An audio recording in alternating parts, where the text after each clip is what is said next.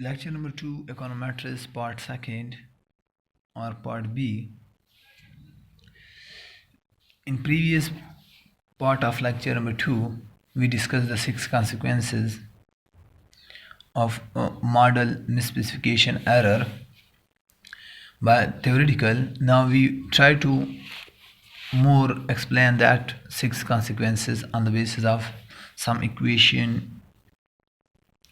First of all, alpha 2, expected alpha 2 is equal to beta 2 plus beta 3 b32. This is equation number 13.33. Now explain this equation. This beta 2 explain the change of x2i and plus the second beta 3 explain the change in. Now the third portion b32 remaining this portion. This portion explain the correlation. B32 explain the correlation between x2 and x3. Now correlation when exists,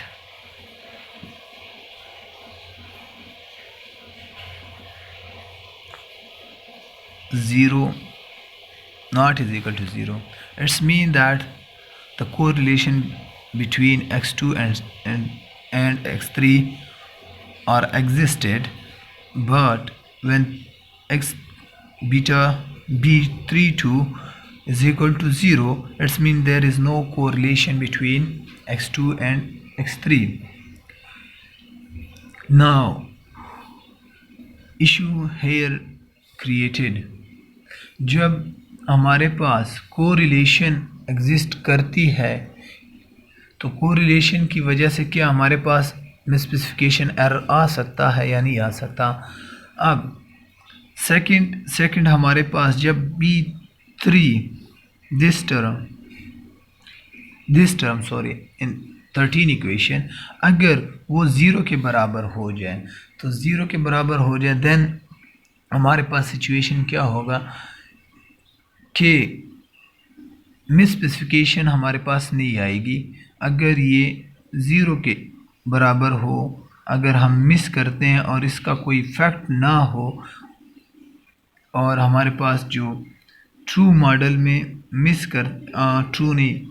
मिसस्पेसिफिकेशन error में हम find करना चाहते हैं और ये beta 0 आ जाए, उसका कोई इफेक्ट रूल आउट 0 हो, तो इस सिचुएशन में हम क्या करेंगे, हमारे पास मिसस्पेसिफिकेशन एरर नहीं आएगी। बट अगर ये किस चीज़ के b32 किस चीज़ के बराबर 0 के बराबर हो, तो हमारे पास क्या होगी, अनकोरिलेटेड होंगे। लेकिन ये इकोनॉमिक्स मोस्ट डेटा में अनलाइकली, ये ज़्यादातर इस तरह नहीं होता। लेकिन असल हम किस चीज़ को कि बायसनेस है या नहीं है, बायसनेस अब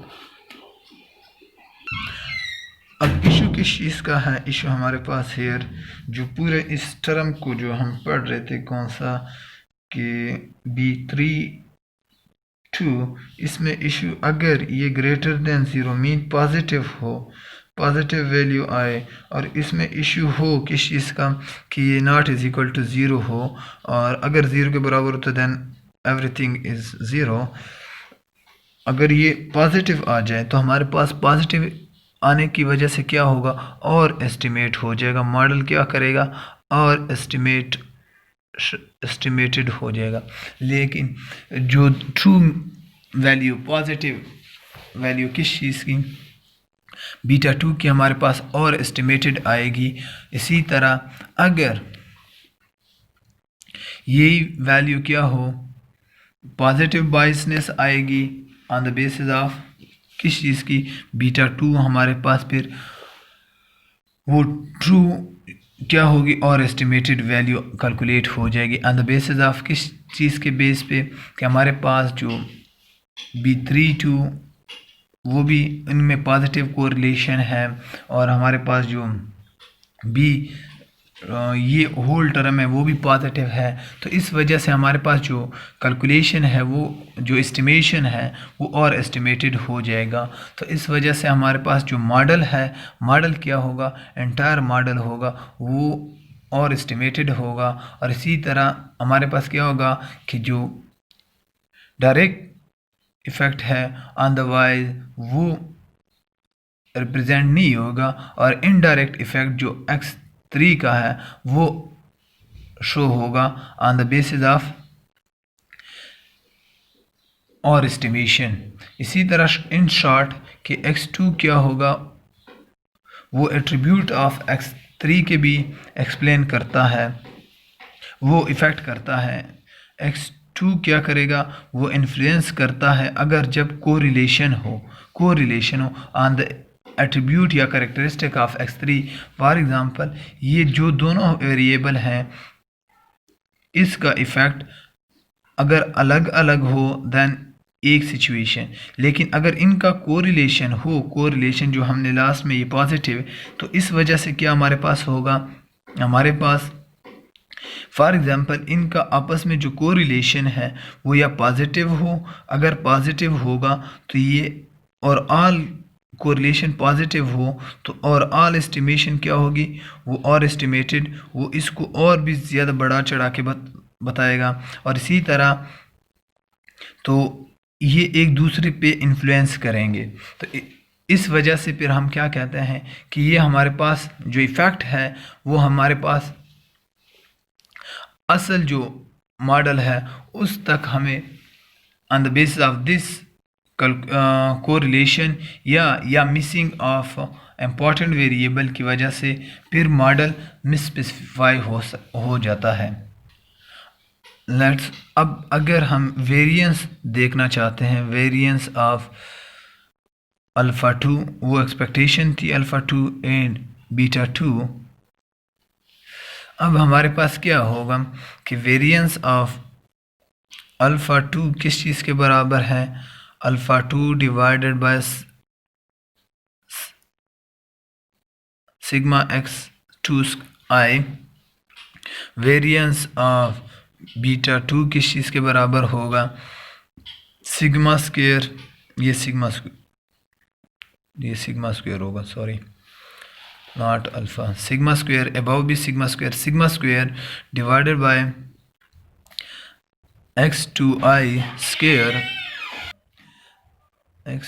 square 1 minus 2 3 square which is equal to sigma square divided by summation of x2i square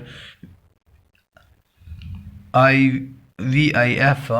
अब ये क्या हमारे पास ये टर्म हमें क्या बताता है, ये टर्म हमारे पास कोरिलेशन मेजर करता है किस चीज़ को, कोलिनियरिटी बिटवीन या कोरिलेशन वाला जिक्र करता है।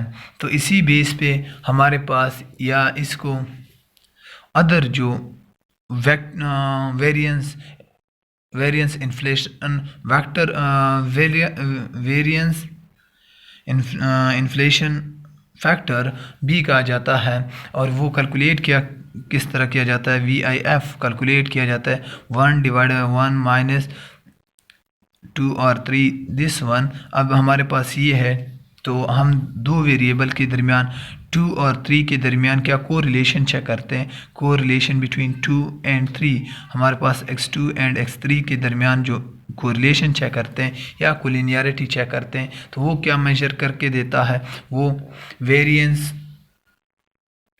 वेरिएंस इन्फ्लेशन फैक्टर ये कैलकुलेट करके देता है।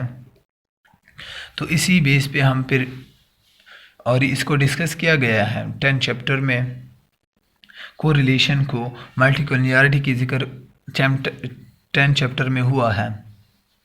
और इसी तरह अब जो कोलिनियरिटी है या इसकी कोलिनियरिटी जो वैल्यू है वो किस चीज़ के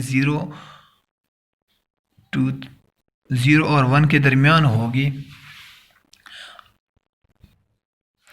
और इन दोनों इक्वेशन की इक्वेशन 1 एंड इक्वेशन 2 ये सेम पॉसिबल ही नहीं है। वेरिएंस ऑफ बीटा, इन दोनों की वेरिएंस क्या है वो सेम हो ही नहीं सकती, सेम नहीं हो सकती। देन इट्स मीन कि डिफरेंट है दोनों की वेरिएंस। अब क्या है, हम बीटा 2 को अनबायस किस बेस पे कह सकते हैं। हाँ, अगर हमारे पास वेरिएंस